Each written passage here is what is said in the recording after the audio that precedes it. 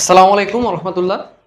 তো আজকে আমরা হিসাব বিজ্ঞানের অনেক বেসিক একটা জিনিস, যেটা আপনার ক্লাস 9-10 বলেন, ইন্টারমিডিয়েট বলেন, অনার্স বলেন, খুব কাজে আসে। হিসাব চক্র নিয়ে কথা বলব। ঠিক আছে?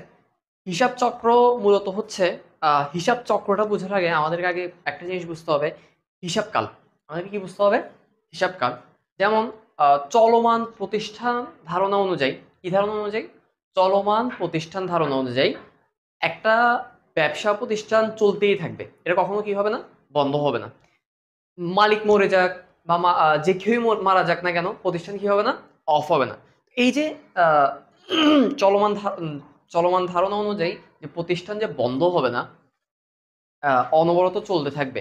তো অনবরত যদি প্রতিষ্ঠানটা চলতে থাকে, তাহলে কি দেখা যাবে? যে প্রতিষ্ঠানের লাভ হইছে কিনা, লস হইছে কিনা, বা আয় কতটুকু হইছে, ব্যয় কতটুকু হইছে, এটার হিসাব করা খুবই